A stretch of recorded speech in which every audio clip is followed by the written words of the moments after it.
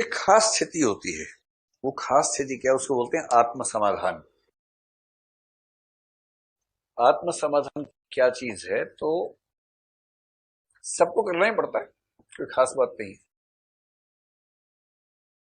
कभी ऐसा हुआ आपके साथ कि आप कोई चीज हासिल करने जा रहे थे, जैसे मान लीजिए एक्स नाम का व्यक्ति है, वो ए नाम की वस्तु या व्यक्ति को हासिल करने पे उतारू है एकदम,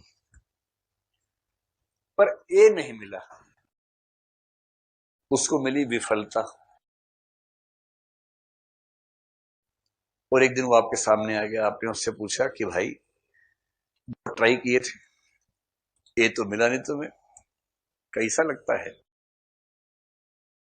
अब हो सकता है वो जेन्युइनली बोले, और हो सकता है कि केवल काम चलाऊ तरीके से बोले। जैसे मुझसे कोई पूछता है ना कि आईएएस की तैयारी की, आईएएस नहीं बने तो क्या मिला। मैं अपने बारे में कह रहा हूं, आपके बारे में नहीं कह रहा हूं। तो मुझे तो लगता है कि आईएएस की तैयारी करने से मुझे इतना कुछ मिल गया था। मैं इस संस्थान की बात नहीं कर रहा हूं, इससे अलग बात कर रहा हूं कि मैं उससे खुश हूं, मेरा काम उससे सज गया। और कुछ लोग जेन्युइनली भी ऐसा सोचते हैं। जैसे मान लीजिए सिंपल एग्जांपल लेते हैं ना, पिछले साल या पिछले से पिछले साल एक व्यक्ति ने, जैसे सिलेक्शन नहीं हुआ, कोरा पे, कोरा जाते हैं आप लोग, QUORA, कोरा, कोरा पे उसने एक पोस्ट डाली। उसका हिंदी अनुवाद भी बाद में किसी ने किया, उसने अंग्रेजी में लिखा था। पोस्ट ये लिखी उसने कि मैंने आईएएस की तैयारी की, मेरा आईएएस में सिलेक्शन नहीं हुआ।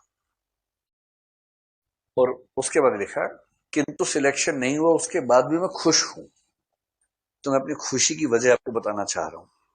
एक अच्छा निबंध लिखा, करीब 1000 शब्दों का, और उसमें 4-5 फैक्टर्स बताए कि इस तैयारी करने से मुझे अपने निजी जीवन में क्या क्या फायदे हुए।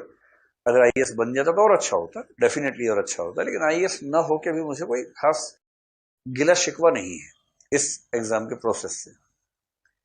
आप में से किसी ने पढ़ा है क्या, वो जो मैं जिक्र कर रहा हूं जिस चीज का? आपने पढ़ा है, 3-4 लोगों ने पढ़ा है, हाँ। तो अब इसकी कैसे व्याख्या करें? इसकी दो व्याख्याएं हो सकती हैं। एक व्याख्या तो ये हो सकती है, गधा बना रहा सबको, अरे नहीं हुआ तो नहीं हुआ, बोल दो नहीं हुआ, फेल हो गए। ये क्या तरीका होता है कि ये क्या है, असली चीज तो मुझे मिल गई, ज्यादा अच्छा कुछ मिल गया, ये क्या ड्रामा है? और दूसरा क्या होता है? दूसरा ये कि भाई कुछ भी कहो, एक ही खोज करते करते रियलाइज हुआ कि एक ही खोज से बड़ा कुछ और है जो हमारे पास है। किसी को ऐसा भी हो जाता है।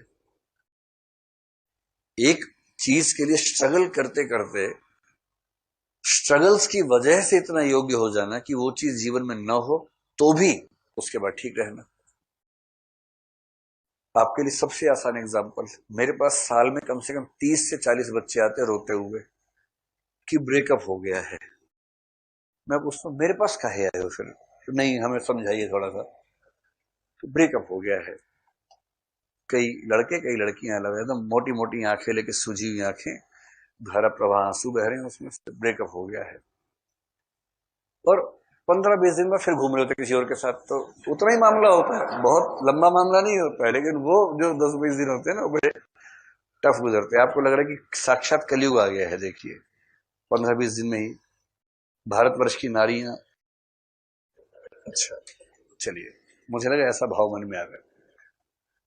तो मेरी बड़ी जेन्युइन फीलिंग उनके साथ ये होती है, मैं कहता हूं देखो, अभी अब जो मोटे मोटे आंसू बहा रहे हो ना इस समय, और जो आंख सुजा रखी है, 10 दिन का मामला है, बहुत हुआ 20 दिन का। सुराब हल्के मेरे, बहुत गहरा प्यार था मैंने ना बहुत गहरे प्यार देखे मैंने, चिंता मत करो, बहुत देखे गहरे गहरे प्यार, तनाव मत लो ज्यादा। नहीं सर, आप समझ नहीं रहे, मैं भी समझ रहा हूँ, अभी आप नहीं समझ रहे भाई, अभी आप बहुत गोलू उम्र में, अभी आपको नहीं समझ में आ रहा। ये गोलूपन जाते जाते जाएगा, चला जाएगा, चिंता मत लीजिए। नहीं सर, हम सुसाइड कर लेंगे। कर लो, कर रहे तो मुझसे क्या पूछने हो, कैसे करते हैं पूछ रहे हैं मुझसे, इंटरनेट पे सर्च करो, मिल जाएगा रास्ता, कर लो। करना है नहीं किसी को, ड्रामा करना है सबको। और मैं उनसे कहता हूँ देखो, अभी आप नहीं समझ रहे, आज से 1 साल बाद फिर से आके मुझे बताना कि ये जो हुआ अच्छा हुआ कि बुरा हुआ। और मैंने पाया है कि लगभग सब लोग 1 साल बाद मानते हैं कि अच्छा ही हुआ। जो ब्रेकअप हो गया। और एक खास बात क्या होती है कि ब्रेकअप के चक्कर में वो तो नहीं मिला जिसको एक जमाने में आप सोचते थे कि मिलना चाहिए आपको, लेकिन उस अनुभव से आप बहुत कायदे के इंसान बन जाते हैं। अपनी भावनाओं को जज्ब करने की क्षमता आ जाती है, अपनी भावनाओं को दिमाग से कंट्रोल करने की क्षमता, भावनाओं के साथ बह न जाने की क्षमता विकसित होती है। अब 3 वाक्य बोल रहा हूं, बताइए कौन सा वाक्य ठीक लग रहा है आपको। प्रेम किया, प्रेम हासिल हुआ, अच्छी बात है, किंतु नहीं भी हुआ तो मैच्योरिटी तो आ ही गई। ठीक लग रहा है आप लोगों को? मैच्योरिटी हासिल करने के लिए प्रेम करके ब्रेकअप करना चाहिए, ये नहीं कह रहा हूं मैं, कहीं आप ये निष्कर्ष निकाल, मैं ये नहीं कह रहा हूं, है ना, ये निष्कर्ष ही निकालना है।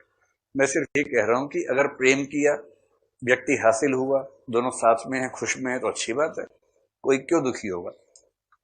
प्रेम किया, सफल नहीं हुए, ब्रेकअप हुआ, रोए, जिंदगी समझ में आई, मैच्योर हुए, नए रास्तों पे बढ़े और बाद में उस अतीत को याद करके हंस पा रहे हैं, अच्छी स्थिति है।